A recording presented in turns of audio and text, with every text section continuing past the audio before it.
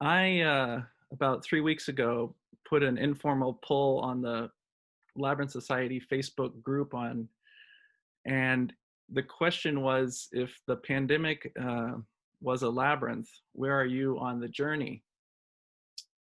Personally, I felt like I was in the center, and that I had been in the center of the labyrinth for a long time, and was just beginning to consider taking my first steps out of the center, but was kind of negotiating that moment where you see people are still coming into the center. It's kind of crowded. It's crowded in the center. It's crowded on the labyrinth. You're not really sure whether to step back into the journey outward again. And so now in the last couple of weeks, I feel like I've been slowly kind of walking out of the labyrinth, although at sometimes I feel like maybe I'm going back into the center. Um, and who knows, maybe we all will end up back in the center again. Um, but I was surprised when I asked this question on the group, because the number one response was holding space. And if the pandemic is a labyrinth, um, 73 people said that they felt like they were holding space. 38 people said they felt like they were pausing along the path, and 35 people said that they felt like they were still in the center. And then there were other answers as well. So 73 people felt like they were holding space. And so it really made me think about, as Labyrinth facilitators, one of the big things we focus on is holding space. Um, because the facilitator generally is not on the walk, they're not in the journey, they are outside of the labyrinth and facilitating the group experience. And so how do we hold space for others in the labyrinth? And in some ways, the labyrinth itself is a container, and the labyrinth holds space just in the fact of the design on the ground. It creates a sacred space. And Robert Ferre, my mentor, who's also joining us today, really taught me a lot. I apprenticed under him for 3 years, and he really showed me both the technical way to create labyrinths, but also the spiritual way and the energetic way to create sacred space. So thank you, Robert, for your mentorship. And I have a story about creating a labyrinth, which one of the first permanent labyrinths, well, I'll say permanent in quotes, because um, I created a labyrinth out of stones from the ocean along the coast where I lived in Half Moon Bay at the end of a relationship. And I used that labyrinth for healing and transition in that period of my life. And after about a year and a half, when I felt like my healing was complete, I took the stones that had created this 7-circuit labyrinth on the beach, and on the spring equinox, I took the stones and I threw them back into the ocean to kind of have a ritual of beginning a new chapter in my life. And it was funny because the next day, one of my friends came up to me and said, "Lars, someone destroyed your labyrinth." And I said, "Oh, I was the one that threw the stones back into the ocean." And they said, "You destroyed your own labyrinth?" And I said, "Actually, it's not really destroyed. It's just transformed, because what had happened was the weeds had grown up between the stones of the labyrinth. And even though I had removed all the stones, you could still walk the labyrinth just by walking between the plants that were now growing in the form." And so they're like, "Oh, really? You can, it's still there?" And I said, "Well, yeah, the labyrinth really isn't the stones. The labyrinth is the journey. The labyrinth is the experience. So, if you see the labyrinth as the physical object, then yes, the labyrinth was destroyed. But if you see the labyrinth as the experience of taking that journey on the pathway, as long as you can follow the pathway, the labyrinth is still there."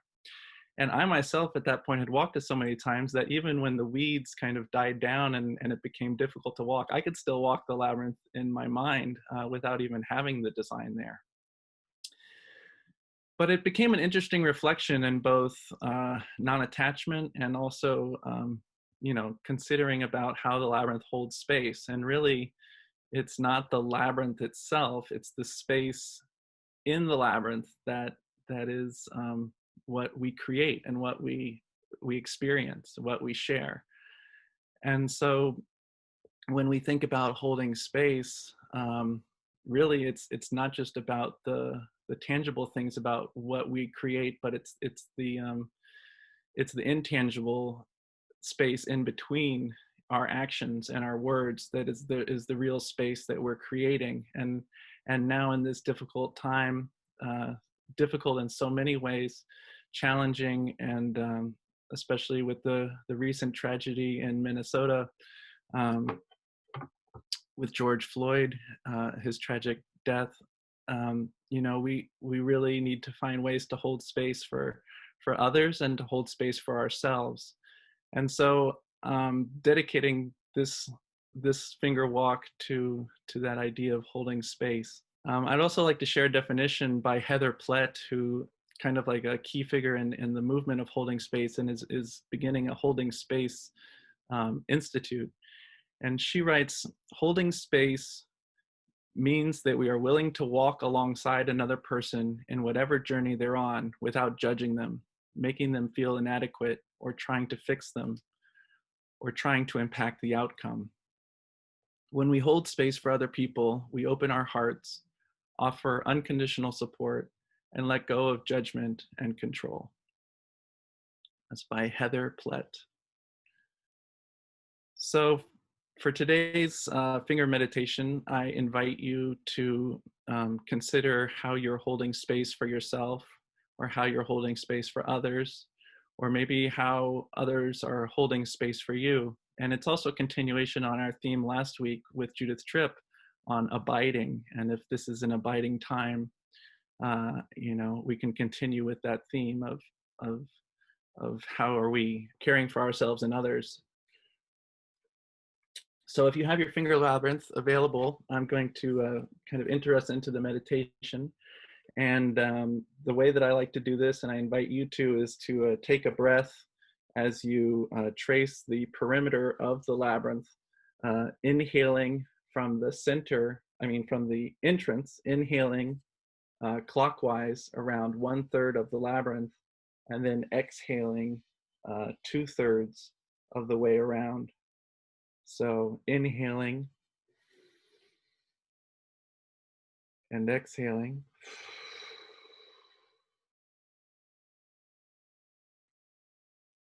Again, at your own pace.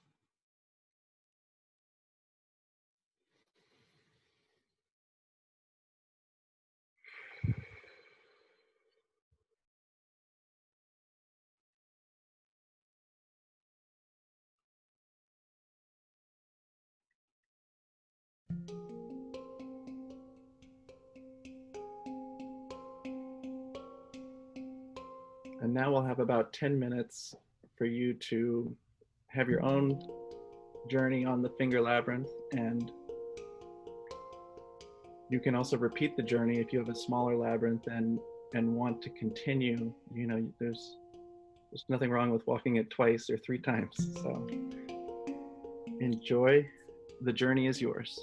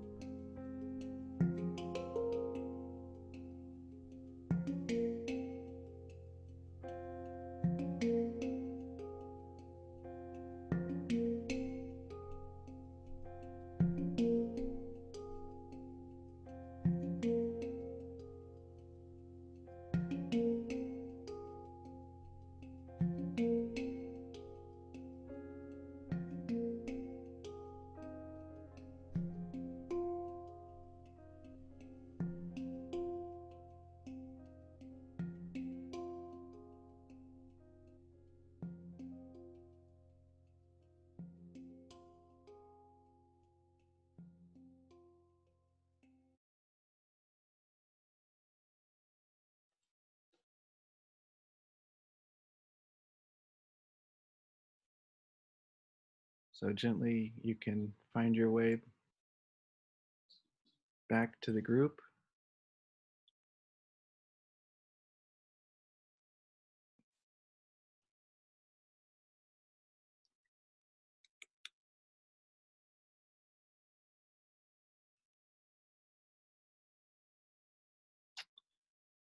The music that I shared was by Laura Encera, who is a Italian musician here in Berkeley, California, and it is from an album called Musical Incense, and that was Passage 1 with Darren Gibbs.